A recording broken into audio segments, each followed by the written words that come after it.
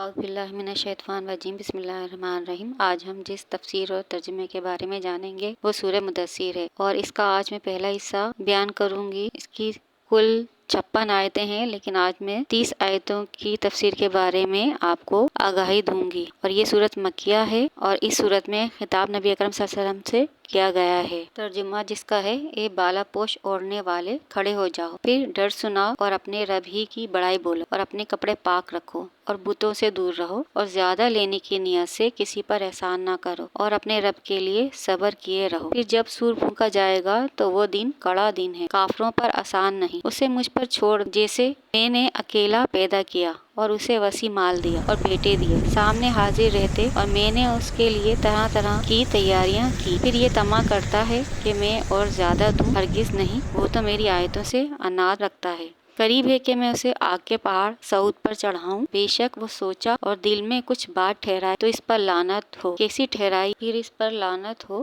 کیسی ٹھہرائی؟ پھر نظر اٹھا کر دیکھا، پھر تیوری چڑھائی اور منہ بگاڑا، پھر پیٹھ پھیری اور تکبر کیا۔ پھر بولا، یہ تو وہی جادو ہے، عقلوں سے سیکھا، یہ نہیں مگر آدمی کا کلام۔ کوئی دم جاتا ہے کہ میں اسے دوزخ میں دھساتا ہوں، اور تم نے کیا جانا دوزخ کیا ہے؟ نہ چھوڑے نہ لگی رکھے، آدمی کی کھال اتار لیتی ہے۔ اس پر 19 دروغہ ہیں۔ تفسیر اس کی ہے: اے نبی، یعنی مدثر کہہ کر نبی اکرم صلی اللہ علیہ وسلم کو مخاطب کیا گیا ہے۔ شان نزول حضرت جابر رضی اللہ تعالیٰ عنہ سے مروی ہے کہ محمد صلی اللہ علیہ وسلم نے فرمایا کہ میں کوہ ہرا پر تھا، یعنی ہرا پہاڑ پر تھا، کہ مجھے ندا کی گئی۔ ندا کے معنی خوشخبری پہنچانا ہے۔ کہا گیا، اے رسول، میں نے اپنے دائیں بائیں جانب دیکھا مگر مجھے وہاں کوئی نظر نہیں آیا۔ پھر اوپر دیکھا تو ایک شخص نظر آیا جو کہ آسمان اور زمین کے درمیان بیٹھا تھا، کہ نہ زمین پر اس کے پاؤں لگتے تھے نہ ہی وہ آسمان کی طرف تھا، بلکہ بیچ میں بیٹھا تھا۔ کہا، انکا رسول اللہ۔ یہ دیکھ کر مجھ پر رعب طاری ہو گیا، اور میں حضرت بی بی خدیجہ رضی اللہ تعالیٰ عنہ کے پاس پہنچا، اور میں نے حضرت بی بی خدیجہ سے کہا کہ مجھے بالا پوش اڑا دو۔ تو حضرت خدیجہ رضی اللہ تعالیٰ عنہ نے انہیں بالا پوش اڑا دیا۔ بالا پوش چادر، کمبل، رضائی کے معنی میں آتا ہے۔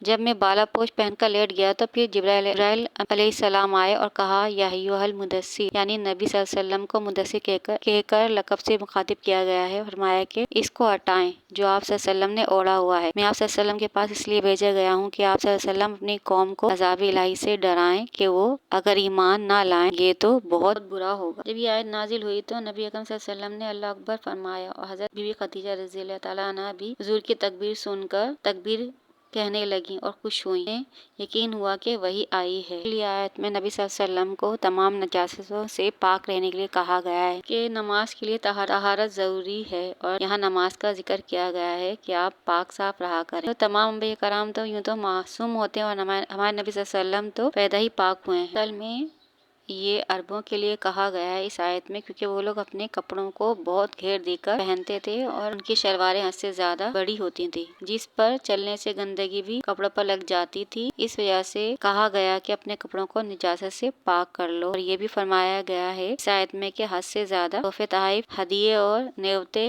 یعنی شادی وغیرہ میں جو رقم دی جاتی ہے، دینے والا یہ خیال کرتا ہے کہ میں اگر زیادہ دوں گا تو دوسرا مجھے اس سے زیادہ دے گا۔ اس قسم کے ہدیے شرعاً جائز ہیں، مگر نبی اکرم صلی اللہ علیہ وسلم کو اس سے منع فرمایا گیا ہے، کیونکہ شان نبوت بہت عرفہ اور اعلیٰ ہے، اور اس منصب عالی کے لائق یہی ہے کہ جس کو جو دیں محض کرم ہو، اس سے لینے یا نفع حاصل کرنے کی نیت نہ ہو۔ اور نفع ثانی کا ذکر ہے کہ جو دین کی خاطر آپ صلی اللہ علیہ وسلم نے مشقتیں برداشت کی ہیں، اور جو آپ صلی اللہ علیہ وسلم کو ایذا دی گئی ہیں، آپ صلی اللہ علیہ وسلم اس کا غم نہ کریں، بلکہ آپ صلی اللہ علیہ وسلم اور مومنوں پر دین بہت آسان ہوگا۔ آگے آیت ولید بن مغیرہ مخزومی کے حق میں نازل ہوئی۔ وہ اپنی قوم وحید کے لقب سے ملقوب تھا۔ بہت سی کھیتیاں تھی، کثیر مویشی تھے، اور 1,00,000 نقد دینار کا مالک تھا، اور طائف میں اس کا ایک باغ بھی تھا جو سال کے کسی بھی وقت پھلوں سے خالی نہ تھا، اور اس کے 10 بیٹے تھے، اور یہ لوگ مالدار تھے تو کسب معاش کے لیے